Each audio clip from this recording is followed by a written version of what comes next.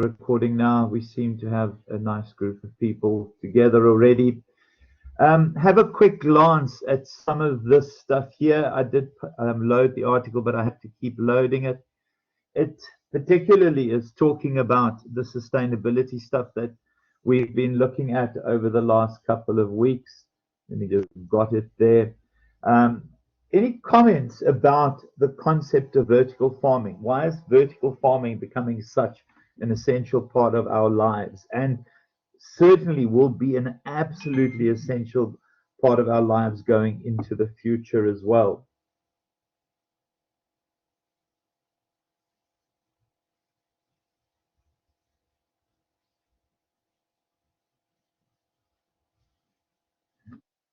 Yeah, sorry guys, I am getting messages. Apparently Blackboard is playing around on some sides. The recording is running. Okay, we'll try and see how we can get through this. Yeah, I think some people also, I think Tasmira is struggling to stay on. I think there are a couple of people. It takes up less space, boy. And if you think of the logic of it, if it is in a building, you could build these in rural areas, and the whole and remember, if you think of buying fresh fruit and veg in South Africa, and I'm going to bring it back to Pietermaritzburg, the cold chain in getting that fruit and veg to us is such a long process that honestly, if you've ever eaten an orange directly off a tree and buy a pocket of oranges, the difference is significant. If you pick an apple directly off a tree versus the apples you buy even in Woolworths, I always think the things directly off the tree are a lot nicer. And it's simply because of the cold chain. So if you could build these buildings near areas where there are food shortages, it makes a significant difference in people's lives. So you could almost have this as the farm, and then at the bottom level you could have the shop. So literally, and we have it in New York where people have these roof gardens, and those roof gardens essentially are connected to a lift where downstairs they have a greengrocer, and you can buy the fruit that is grown on the roof garden. And the big difference is that cold chain. Any comments about buying fruit and veg in Maritzburg? A general comment about the quality versus eating directly off the tree. I don't know if anyone's had experiences with the fruit and veg they buy.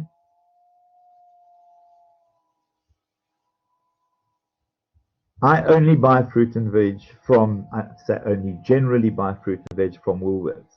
And honestly, even Woolworths to me is not at the level of having fresh fruit off a tree.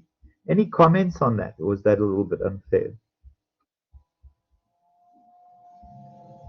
Well, that's my issue, Erin. And if you think of from the farm into cold storage, from cold storage transported to the actual supermarket, and generally transported to a central distribution point, from there to the supermarket, and then out of cold storage and onto shelves. I think the process is so long and laborious that we shouldn't be surprised that you don't get some of the best quality ever. Anyone else want to comment on that? Who eats a lot of fruit and a lot of fresh veg? I mean, I must admit, I eat quite a lot of fruit. I'm not a big fan of banana and things like that.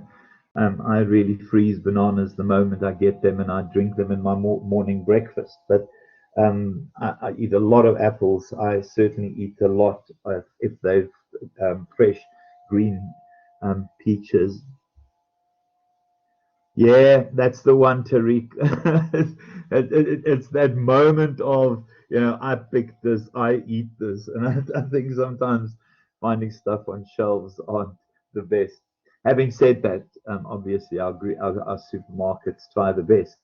Guys, the second one is 3D printing, and it really is about taking plastic, and you'll see later in the article they talk about plastics in the oceans and finding alternative options for plastics. There is also a company that takes plastics and turns them into tiny little marbles, and these marbles are then mixed into tar and they used to make roads. essentially again getting rid of the plastic problem, but also then sticking plastics into roads, obviously mixed together with your other bits in the road, so your gravel and your tar and those kinds of things. Anyone have a 3D printer at home?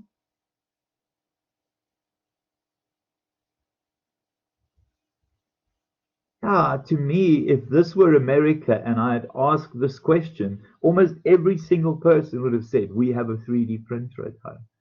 And I think that my intention is my next big purchase is going to be a 3D printer.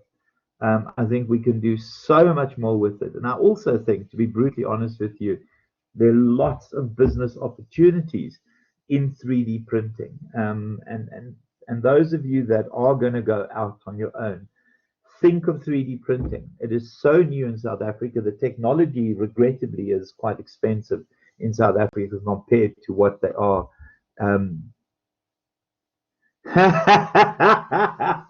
Yes, yes,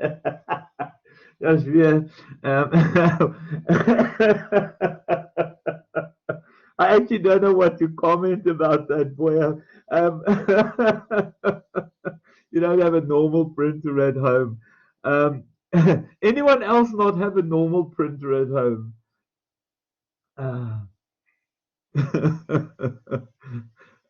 Stop spending your money on rubbish and buy a printer. Mind you, we have a printer scanner, and mind you, I run a home office, so I don't have much of a choice. But I hardly ever use it nowadays. I mean, I don't think people use printers. Who has a printer at home that hardly ever gets used?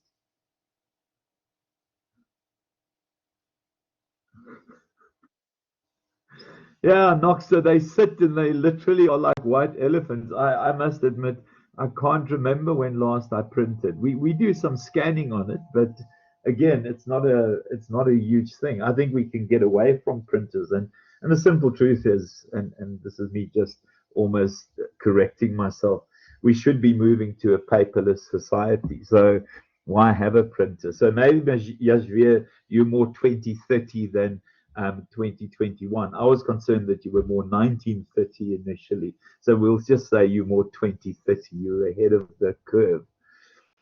Okay.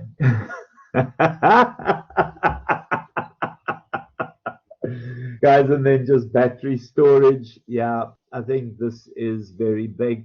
It is the Tesla.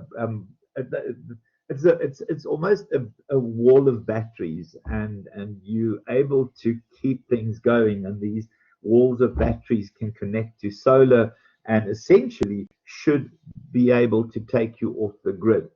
Again, South Africa, again, the fact that our rand is so incredibly weak and that technology is so incredibly expensive. But in my mind, in a country like South Africa, this is the kind of stuff that we need to look at, is to try and get these walls of batteries. And they run on the new Tesla batteries. They can power your house. You can find an energy source. Generally for home use, it would be through solar panels. But we have to get to a point where we get off the grid. Um, on average, we spend between 5 and 6,000 rand a month on our electricity and utilities with the municipality. Let me say that again, between 5 and 6,000 rand for what I don't know. Ask your parents what their electric water bill is. You will be absolutely blown away how much we throw into this useless municipality. Yeah, and then the next one. Anyone on emission-free transportation, or are we all still just bad, evil people sticking pollution into the air? No one own an electric car yet. I don't even think you can import Teslas into South Africa yet. It would be so expensive because you can now use your Bitcoin to buy a Tesla. But the simple truth is, how do you get a Tesla into South Africa? I must admit, I wouldn't mind owning a Tesla. I wouldn't mind owning the sort of five-seater Tesla. To me, that would be next level. Anyone use emission-free transportation? Brad, can I just say there are some South Africans who have significant amounts of Bitcoin. My worry with Bitcoin is that we have to realize that it's not a currency and that it, in fact, is a a stock, that it goes up and down like shares. But my oldest son, who's 24, you would fall off your chair if you know how much Bitcoin he has. Yeah, well, that's the problem, yes, dear. So what you would want to do is to have your Tesla and to have your battery wall and to then have solar power. So all of those three linked together. So it's not for me an either or. It's a combination. But that would rush you a million rand. In terms of Bitcoin, Brad, yeah, what's happened is government and we're so overtaxed as it is. Watch you so carefully now that the moment you take your profits from Bitcoin, they hit you with tax. So honestly, I have some. I don't have Bitcoin. I have some Ethereum. Ethereum went up significantly, but I have a drop in the ocean versus what my 24-year-old son has. And again, as I said, you'll fall off your chair if you know how much Bitcoin he has or how much cryptocurrency he has. Anyone going to go to emission-free transportation in the future? I honestly think it's something that has to happen. Guys, and then desalination, we know we're short on water. I quite like this one. I absolutely love the ocean. I still love swimming in the ocean. I try and get to blue flag beaches if I can, but I think the simple truth is we now have we now have plastic particles in the fish that we eat because everything ends up in the ocean, and we use the ocean a bit like our toilet. And plastic is one of the biggest issues. So we see significant amounts of energies going into cleaning up the ocean. I quite like this as well. My wife is an architect, and she, although she doesn't practice as one anymore, one of the rules in terms of designing new businesses and new buildings is that it has to be energy efficient, but not energy efficient to the point that you have zero emissions. And again, these modern buildings that are self-sustainable, that can be taken off the grid, for me is very, very much the future. Having said that, I'm also a bit of a realist. We look at all of these technologies, we know that they're very expensive. We have vast numbers of people who don't have enough money for a meal every day. Well, that's exactly what I was going to say. We have vast numbers of people who don't have enough food in a day. We have vast numbers of people who live in squatter camps, in informal settlements. We have such levels of poverty that to think that we are anywhere near here is ridiculous. I mean, our homelessness issue is significant. Our child-headed families issue is significant. So maybe if you live in Norway or Sweden or one of those countries, this is your reality. We know that the majority of energy delivered in Kenya, in fact, now comes from green sources. So they have moved away from burning coal fires. And again, we know that wind farms and solar farms and those panels, maybe I can show you that. I spoke about it the other day. Hold on a second. I can't spell mirrors for energy. If I can find an article. This to me is very much yeah, there it is. So what we do is we take mirrors, we move those mirrors in line with the sun. We then concentrate those mirrors, and please have a glance at this, on that specific energy source. And I understand that that heats up in some sort of combination of salt and other things, essentially then warm to a point where it then produces energy. Please have a glance at that article. I'll try and stick it in for you. it very much is another option. And obviously, we can also use water power, but these are the options. We live in a phenomenally beautiful sunshine country, and these mirrors, and they're very, very clever. So the mirrors follow the sun, the mirrors reflect the sun's rays onto that central point over there. I don't know if you can see my cursor.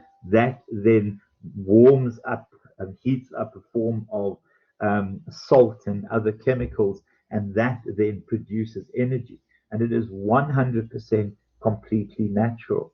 So not only do we have a solar option, not only do we have a wind option, not only do we have a water hydro option, we also have this one. Please have a glance at that article. It makes for phenomenal reading. I think for me, the key thing is that one of the things we want to do in this course is for people to start looking differently at the world. And certainly, I would hope that out of this, some business ideas are prompted, because I think your future is one of a non-traditional work environment. I really don't believe most of you will end up in traditional businesses. I think a lot of you will work for yourself, and I would hope that some of you end up in green energy. Who could see themselves going into green energy as a future option? In the ideal world, would work in sustainability? No way. Erin, I know. Jen would also put her name. Yeah, Tyler, absolutely. I think the simple truth is, absolutely, Jen, we've got to find a new way. This planet is not going to be around for us to appreciate much longer if we don't do something. Guys, can I just ask which slide would we get up to last time, Jen? I'm asking Jen or one of my organized people.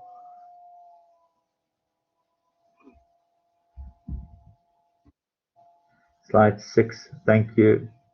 Okay, guys, so in conjunction with what we've just seen there, thanks so much, Jen. So the simple truth is that we have to somehow balance, and again, we've spoken about this extensively, making sure that we provide profits for our shareholders, and essentially also making sure that we have some sort of idea of providing profits for future shareholders. And the thinking from Milton Friedman, a very traditional, almost radical free market economist, is the fact that the job of any manager is to maximize profit. If you're not maximizing profit, you in fact using your time, energy, and effort on something that should be considered unethical. And if you make more profit, you'll pay more taxes, and government's role is to essentially then look after social issues. Now, the simple truth is it's too simplistic to do that. We've spoken extensively how in business we have these multinational organizations, and two-thirds of those multinationals essentially are wealthier than most countries. So if we look at the top 100 wealthiest economies, two-thirds of those are companies, are multinationals. So we can't essentially as a business get away with the argument that we work hard, we focus on our profits, and we pay lots of taxes, and we let government look after social issues. You have so much power that there's the expectation that you'll look after social issues as well. So in terms of the modern approach, thank you, Hardy Daz. In terms of the modern approach, there are some of the realities. Yes, profit and economic measures are important, but you have to make a difference in terms of society and the natural environment. You have to become carbon negative. And carbon neutrality is a great idea, and it is the first step on the road, but we have to have carbon negativity. You have to take some of the rubbish out of the atmosphere. So that plastics example where people collect plastic in the ocean in order to turn it into tar for roads and things like that, or components that will go into roads, is a nice example of carbon negativity. So in terms of the triple bottom line, we know what we need to consider. It's that people, planet, profit.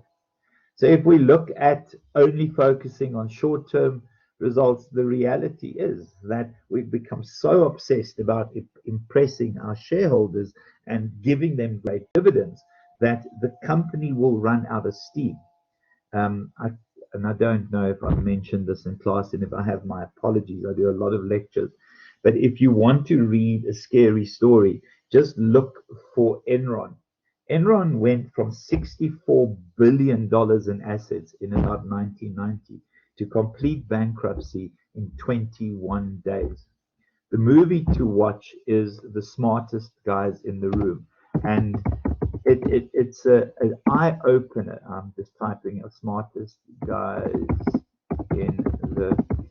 It is an eye-opener of what corporate greed and the focus on short-term can do. And I know that I shared it with one of the classes, that at some point they became so arrogant in their own business models and their own thinking that they were going to sell sunshine. So that was their next project. They were selling sunshine.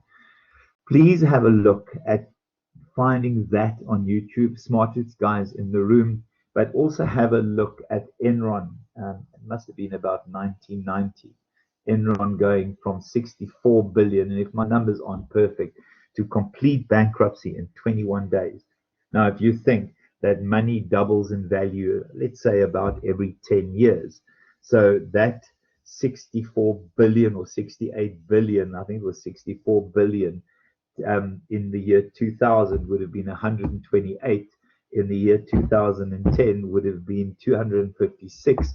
In the year 2020 would have been, I don't know, 512 or something billion in 21 days. It is incredibly scary, guys. And then just so the modern approach is that we look at our stakeholder model, that we move away from only paying our dividends to looking after our stakeholders. In terms of the stakeholders, we're never going to get away from our shareholders. We have to look after the interests of the shareholders. The one thing we know, that successful companies are able to write a mission statement that speaks equally to every single one of your stakeholders, and your shareholders are part of that. Now, please be very careful of Friedman's thinking. It is very dated, and as I said, he's a radical free market proponent.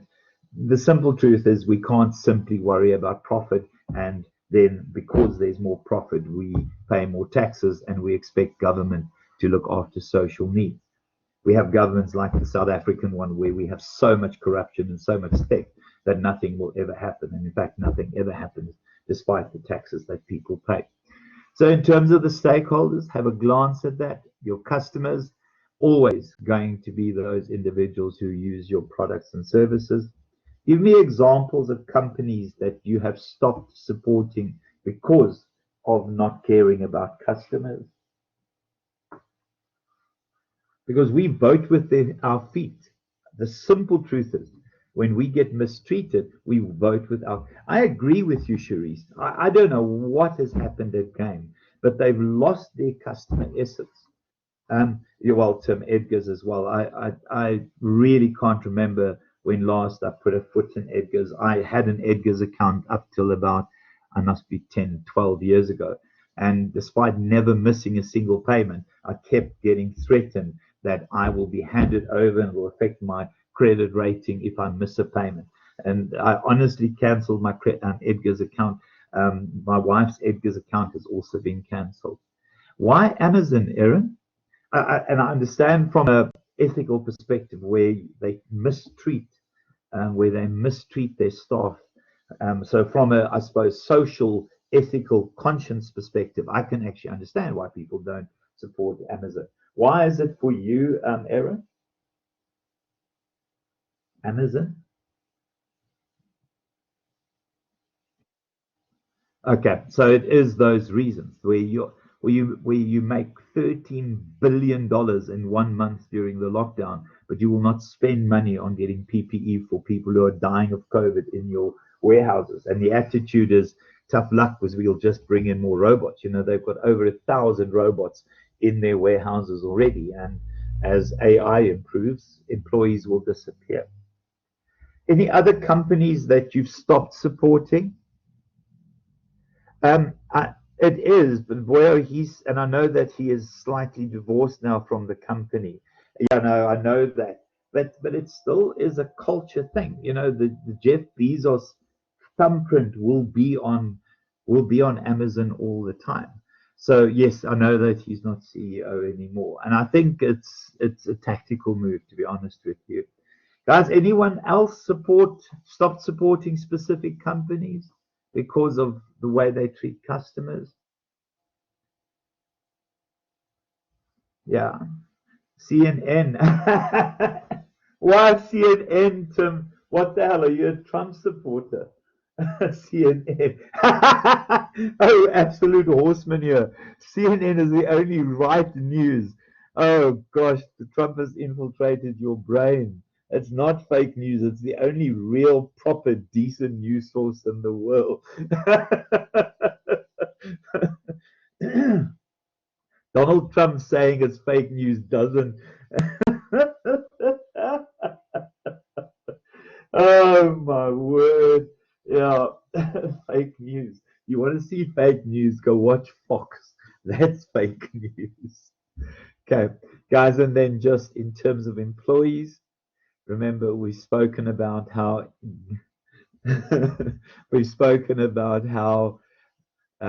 Google is often rated as employer of choice or the best employer in America.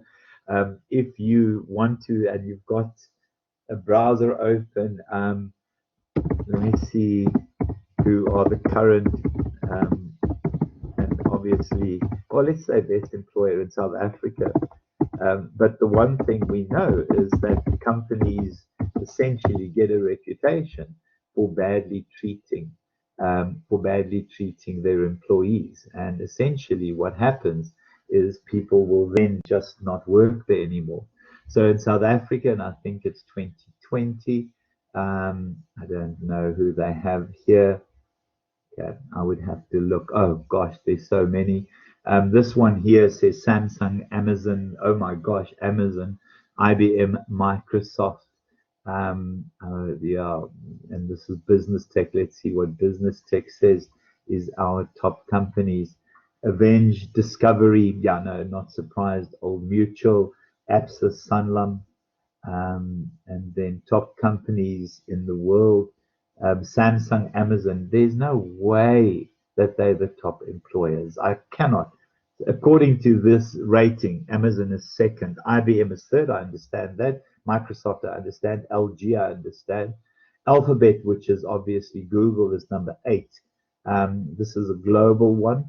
Let me share this with you, and maybe you can link from there. I don't know why it's a business tech one. I don't know how accurate this is. It's not peer reviewed, so it might just be a load of nonsense. But we know that companies get bad reputations, and bad companies are not able to attract the cream of the crop. It's as simple as that. There's some interesting ones there. Yeah, the top ones are quite strange. I mean, the fact that Amazon is there is a bit bizarre, but you don't know what measures they use to rate these companies. Guys, and then suppliers. Remember, if you're a supplier to Woolworths, you have to show that you're sustainable, that you look after your local communities, that essentially you have green options in terms of farming and communities.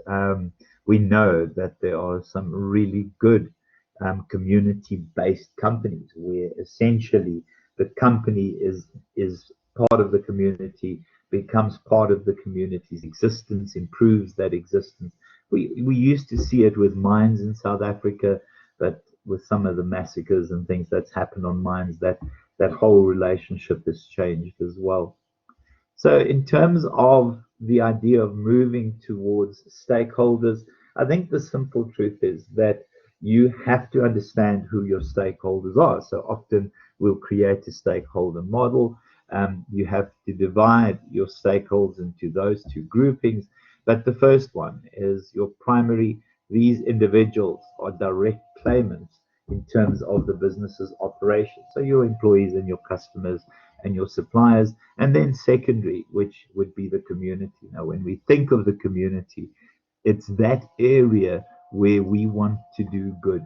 This is the area where you build reputation. This is the area where you essentially start with a process of building your customer base for the future. I'm not a big fan of the big check, so that every time we do something for a community, that it's more a photo opportunity and a chance to appear in a newspaper or on a website. I think for me, companies who do that don't actually understand that you shouldn't be doing this primarily for marketing. It's about doing good. It's about making a positive impact in a community. To also just say the simple truth in South Africa is that the need is so significant that I honestly don't think we'll ever get to a point where communities are properly looked after. Yeah, please have a look at 56.2.1. If somebody could just, Jen, if you could just take a picture of it and stick it on the group, that would be fantastic. So we have this stakeholder map, and we look at power and interest, and essentially it allows us to then place our different it allows us to place our different stakeholders in terms of their relationship with us. To then move beyond this and why Friedman's point of view is no longer valid. Can I just see, and it's interesting as an aside, because I know some people in this group will agree with Friedman that the job of managers is to make a big profit. If you make a big profit, you pay more taxes. And because you pay more taxes, essentially government can then look after. That's a really bad attempt. Who agrees with that point of view? That the job of managers is to focus on a profit.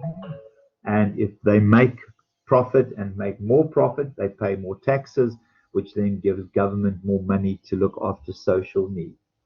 Is there validity to that argument? And what is the validity? So, Aaron, you go flat no. I agree with you. I agree with you. There's no validity. Anyone think there is a validity to the argument that the moment you stop focusing on profits and business operations, you taking away from the vision of the organization? In developing countries, it's non-negotiable, absolutely.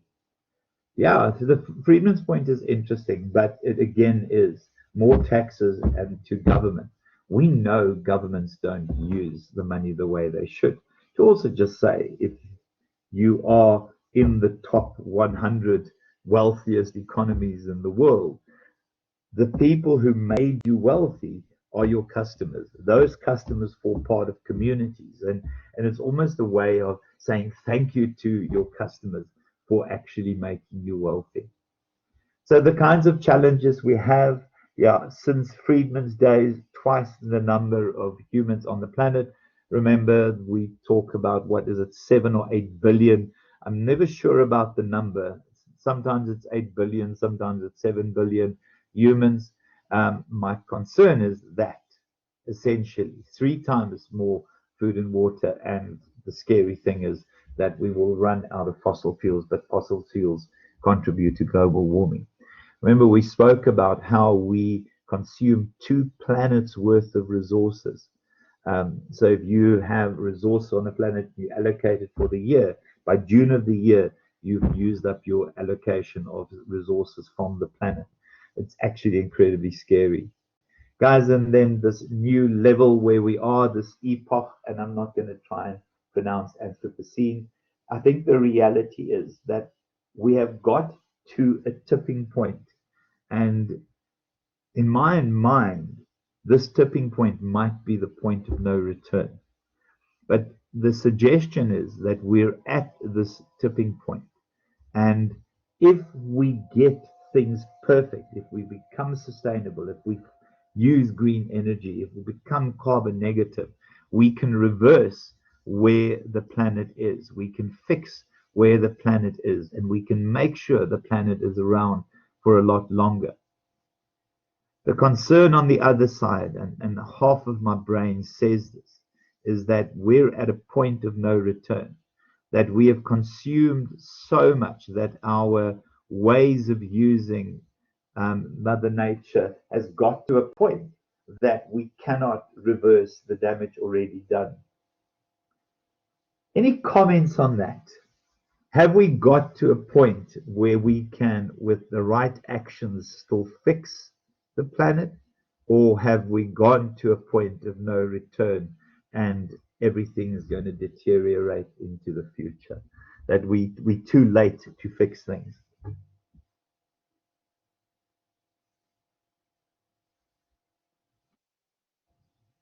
Amara, you think too late? Um, yeah, and why, Amara? I have some ideas on that, but why are we too late?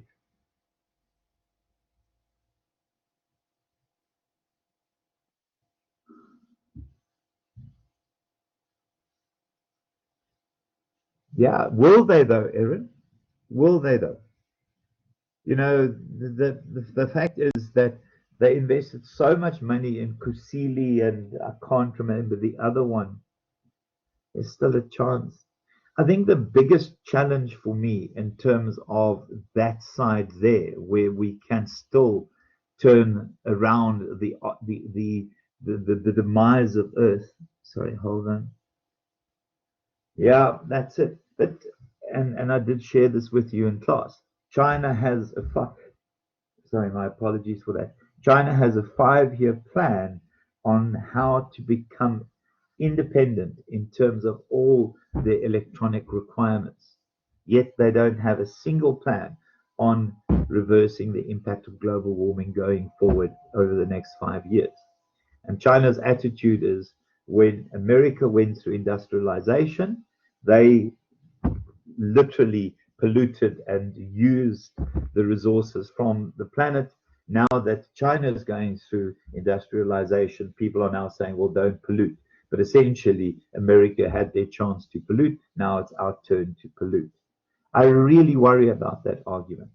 And and we've spoken about this in class, is one of the things that the hard lockdown brought the world a year ago was how it almost gave Mother Earth a moment to breathe.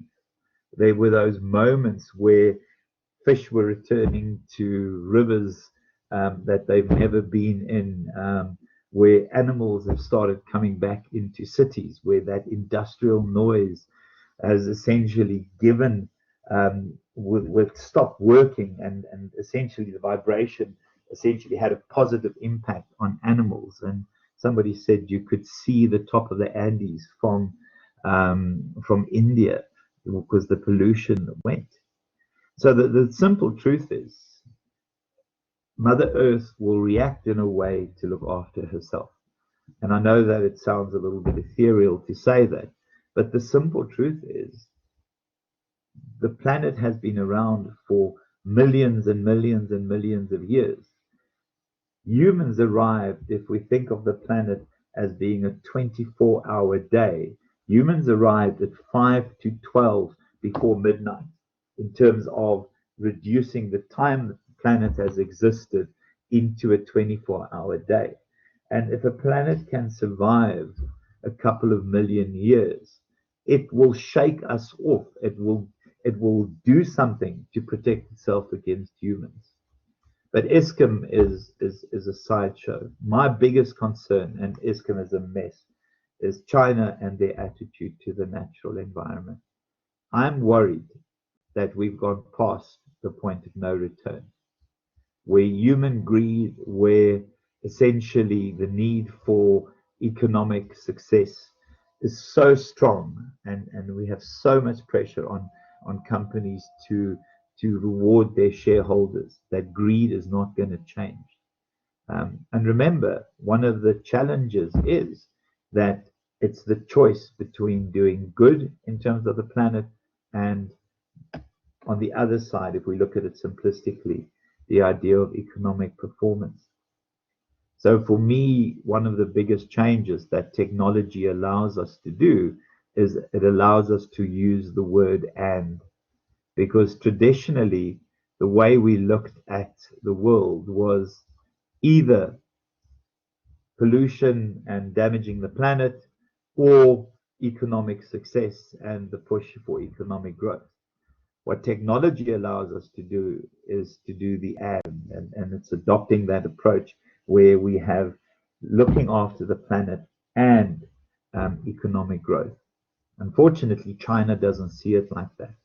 But technology allows us to change that or into and. So vertical farming, those other things. Okay, I'll do that. Erin, hold on a second.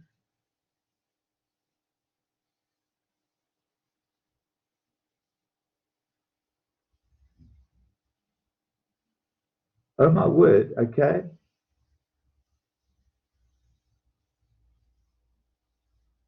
Okay, I tell you what, guys, you're supposed to work on your own in the next session, so I won't break yet. I'm just going to go through the break and then I'll give you work to do. They're quite strict in terms of us doing only 25% online. Okay, so can somebody just activate their mic and explain to me what's happening?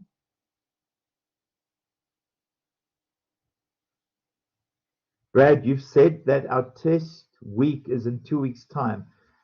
We don't have another BMNG session before test week. We aren't sure whether our test is in 2 weeks' time or in the next. It's not on our pass either, so, oh, for Pete's sake.